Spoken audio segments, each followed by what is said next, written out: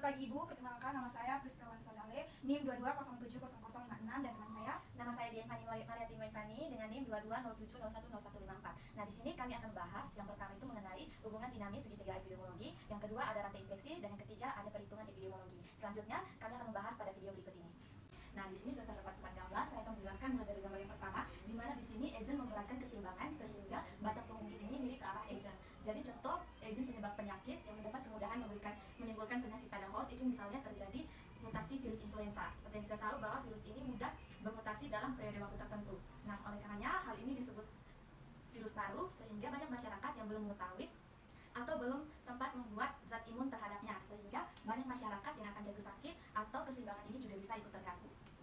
Baik, selanjutnya saya akan menjelaskan mengenai gambar kedua, di mana host memberatkan keseimbangan sehingga batang pengungkit miring ke arah host. Nah, jadi dari gambar ini menggambarkan peningkatan proporsi kerentanan host karena sistem imun yang menurun dari host itu sendiri. Nah, contohnya apabila proporsi jumlah penduduk bayi dan balita semakin bertambah, maka sebagian besar populasi bisa dianggap lebih peka terhadap suatu penyakit, terutama pada bayi dan balita itu sendiri. Selanjutnya pada gambar yang ketiga, di mana terjadi pergeseran kualitas lingkungan sehingga host lebih peka terhadap suatu penyakit. Nah, contohnya di sini terjadi pencemaran udara dengan SO2, di mana secara refleks saluran paru-paru akan menyempit sehingga udara yang tercemar tidak dapat masuk. Nah, hal ini menyebabkan paru-paru ini kekurangan oksigen dan bahkan host bisa menjadi lemah. Nah, selain menjadi lemah, host ini juga bisa dapat mengidap kelainan paru. Selanjutnya pada gambar yang terakhir, di mana terjadi pergeseran lingkungan sehingga agent mendapatkan kemudahan untuk menimbulkan penyakit. Nah, contohnya di sini adalah banjir.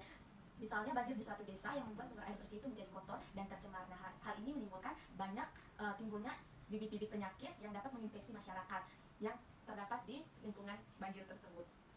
Berikut saya akan menjelaskan tentang tahap-tahap rantai infeksi menggunakan contoh penyakit hepatitis B. Yang pertama itu kita lihat ada mikroorganisme. Nah, mikroorganisme dari penyakit hepatitis B yaitu virus hepatitis B. Yang kedua itu reservoir. Reservoir atau tempat di mana virus hepatitis B itu tinggal pada tubuh manusia yang sudah terinfeksi hepatitis B. Yang ketiga itu port of exit. Port of exit atau portal keluar dari virus hepatitis B itu melalui cairan seperti darah, air liur, air mata, dan juga air kemih. Yang berikut itu means of transmission atau cara penularan. Nah, cara penularan hepatitis B itu melalui hubungan seksual yang tidak aman, penggunaan jarum suntik secara bersamaan, atau juga berbagi alat suntik, dan juga penularan dari ibu ke anak melalui proses persalinan. Yang berikut itu port of entry atau pintu masuk. Pintu masuk dari virus hepatitis B yaitu melalui luka terbuka pada kulit atau juga bisa melalui selaput lendir seperti mulut, hidung, dan juga kelamin. Berikut ada susceptible host. Nah, susceptible host itu adalah penjamu yang rentan.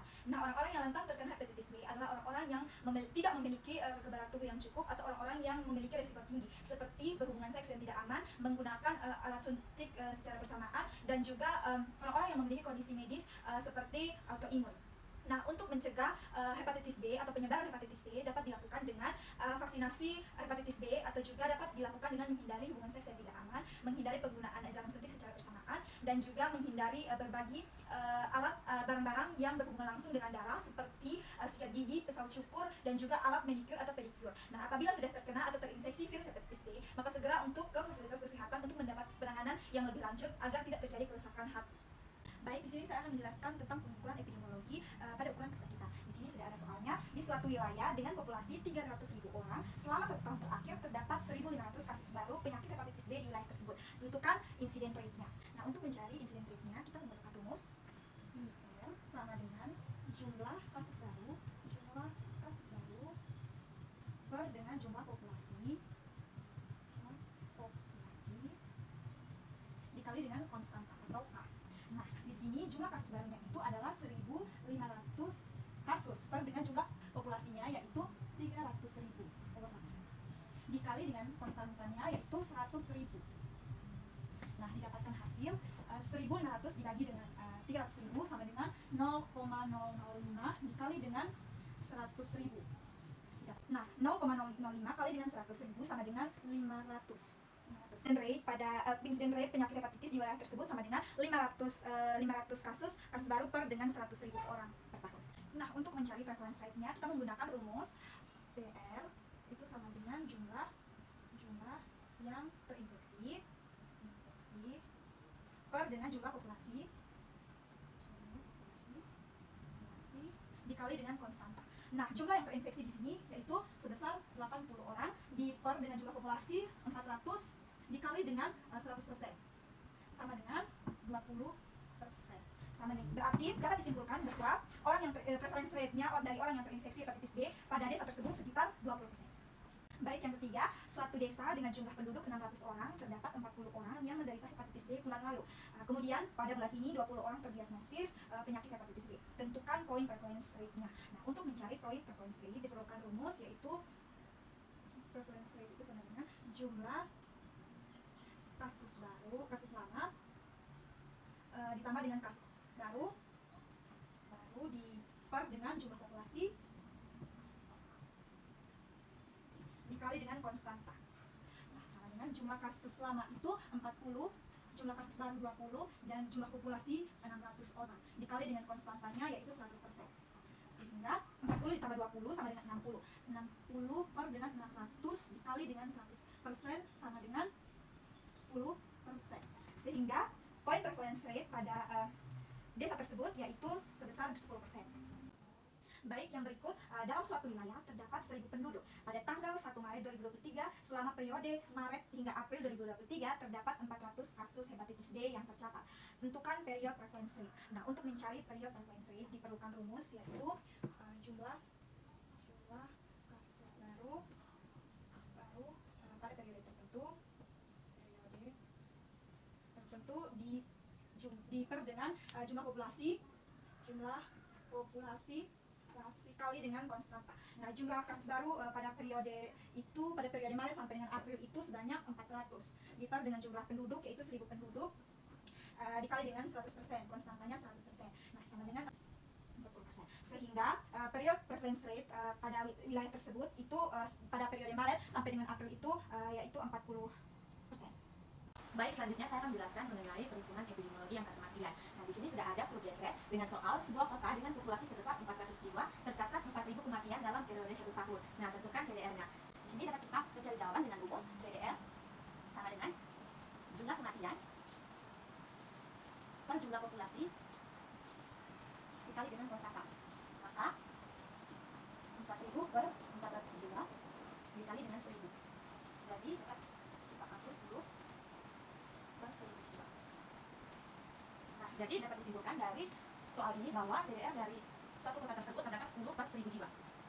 Selanjutnya di sini ada infant mortality rate dengan soal sebuah negara memiliki jumlah kelahiran sebanyak 13.260.000 pada tahun 2022. Nah, selama tahun tersebut sebanyak 1.320.000 bayi meninggal sebelum berusia 1 tahun. Nah, di sini ditanyakan tentukan IMR-nya. Nah, jadi soal ini dapat kita selesaikan dengan rumus IMR sama dengan jumlah kematian di bawah 1 tahun. Jumlah kematian bayi di bawah 1 tahun per jumlah kelahiran hidup dikali dengan 100%. Maka 1.320.000 per 13.260.000 dikali dengan 100% didapat hasil 9,9%. Jadi IMR dari kasus tersebut sama dengan 9,9%. Baik, selanjutnya ada maternal mortality rate dengan soal dari data di sebuah rumah sakit, total kematian ibu yang meninggal karena kehamilan, persalinan, dan nifas tahun 2023 sebanyak 24.400 orang dan jumlah seluruh kelahiran hidup 2023 sebanyak 1.400 orang. Nah, tentukan MMR-nya. Jadi dari kasus ini dapat kita selesaikan dengan rumus jumlah kematian ibu per jumlah kelahiran hidup dikali dengan konstanta. Maka 24.400 per 1.400 dikali dengan 1000. Maka didapat hasil 17,42 per 1000. Nah, jadi MMR dari kasus tersebut sama dengan 17,42 per 1000. Baik, yang terakhir di sini ada case fatality rate dengan soal jumlah kematian akibat hepatitis B di suatu kota dilaporkan sebanyak 120 orang dan pasien yang dirawat dengan penyakit yang sama sebanyak 444 orang. Nah, tentukan CFR-nya. CFR sama dengan jumlah kematian akibat hepatitis B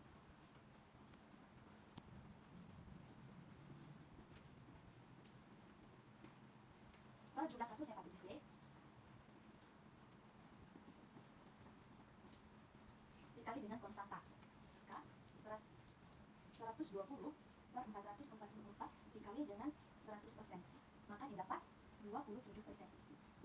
Nah, jadi CFR dari kasus tersebut sama dengan 27%. Sekian pembahasan yang bisa kami sampaikan. Terima kasih dan selamat pagi.